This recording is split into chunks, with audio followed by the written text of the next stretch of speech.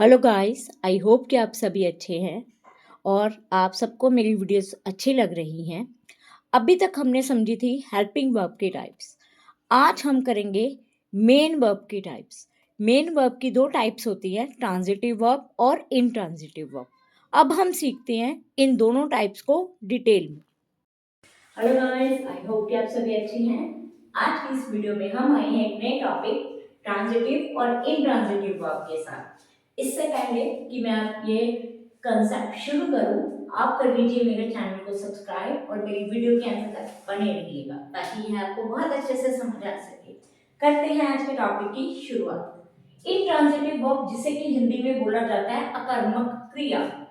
अकर्मक क्रिया मीन्स ऐसी क्रिया, ऐसा काम जिसमें कि कोई कर्म नहीं है, ऐसा काम जिसका असर किसी भी चीज पर नहीं हो रहा, ऐसा वाक्य जिसमें सिर्फ काम हो रहा है।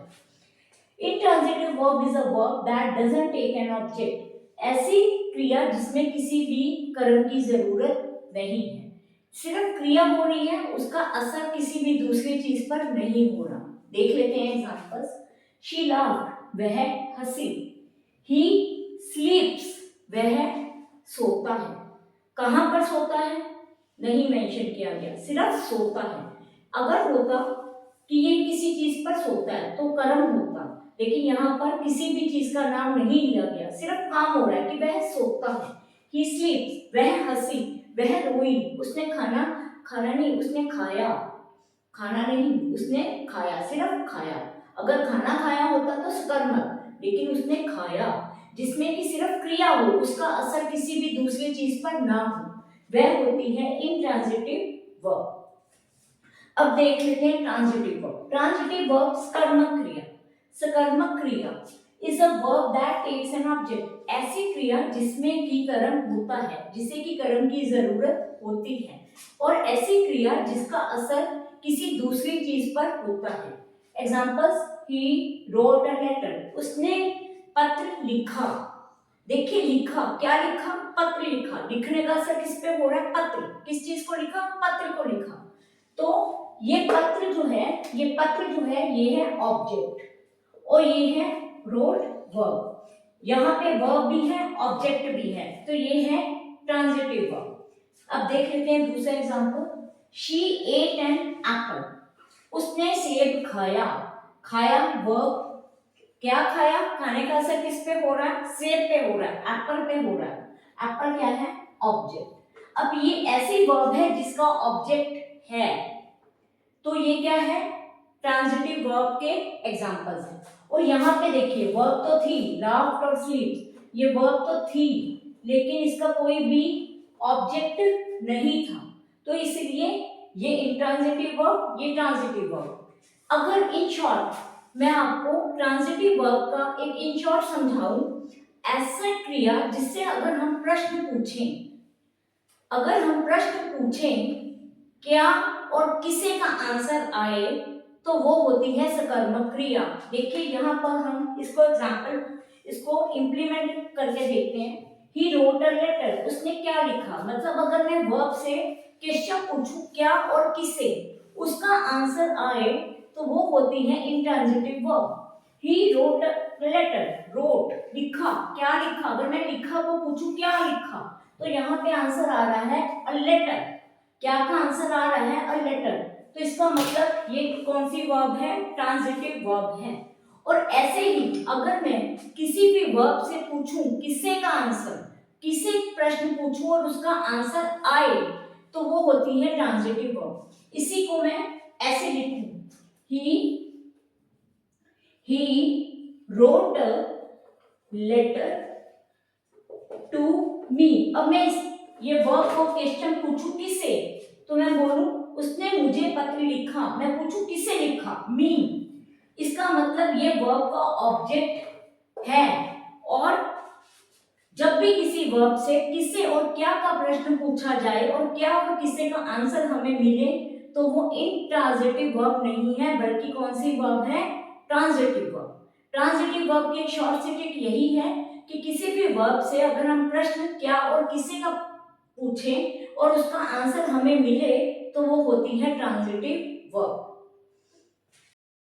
अब हम ट्रांजिटिव और इंट्रांजिटिव वर्ब को और एग्जांपल्स के साथ और अच्छे से समझते हैं। फर्स्ट एग्जांपल है द बेबी क्राइज, बच्चा रोता है।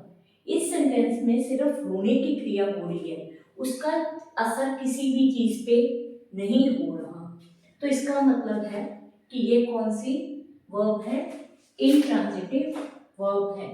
इस चीज को हमेशा ध्यान में रखना कि ट्रांजिटिव वर्ब में सिर्फ हमें वर्ब से दो ही प्रश्न पूछने हैं, व्हाट मीन्स क्या, और whom मतलब किसे। इसके अलावा हमें और कोई प्रश्न नहीं पूछने। जब भी हम वर्ब से कोई क्वेश्चन पूछें, क्या और किसे का आंसर आए, तो वो कौन सी वर्ब होती है, ट्रांजिटिव वर्ब होती है। अब देखिए, ही स्लीप्स अर्ली, वह जल्दी सोता है। इसका मतलब वर्ब से कौन सा प्रश्न पूछा गया है, कब, कि वो कब सोता है। लेकिन हमें वर्ब से सिर्फ प्रश्न पूछना है क्या और किससे, तो ये भी कौन सी वर्ब है, इंट्रांजिटिव वर्ब है, क्योंकि वह क्या करता है, ही स्लीप्स, ही स्लीप्स अर्ली। लेकिन यहाँ पे आंसर आ रहा है ही स्लीप्स अर्ली, वह कब सोता है, तो ये भी इंट्रांजिटिव वर्ब है। अब हम करते हैं next sentence, he runs daily, वह रोज भागता है। लेकिन यहाँ पे भी वो कब भागता है, वो रोज भागता है, तो हमें कब वाला प्रश्न तो पूछना ही नहीं, वह क्या क्या वाला प्रश्न पूछना है। जब भी वर्ब आए, कैसे हो रहा है काम, कैसे अच्छा हो रहा है, बुरा हो रहा है, रूटीन में हो रहा है, ये प्रश्न हमें नहीं चाहिए। जहां पे भी काम कैसे का आंसर आए, तो वहां पे भी वो वर्ब इन ट्रांजिटिव। और ये ही डन्स डेली, वो कब भागता है, वो रोज भागता है, तो यहाँ पे भी ये इन ट्रांजिटिव वर्ब है। ही रन्स अ बिजनेस, वो क्या चलाता है, देखिए यहाँ पे रन्स अ बिजनेस, वह बिजनेस चलाता है, वो क्या चलाता है, बिजनेस चलाता है। यहाँ पे रन्स का आंसर क्या क्या आ रहा है, कि क्या चलाता है, वो कौन सा काम चलाता है, क्या काम चलाता है, वह बिजनेस चलाता है। क्या का आंसर मिल रहा है, तो ये कौन सी वर्ब है, ट्रांजिटिव।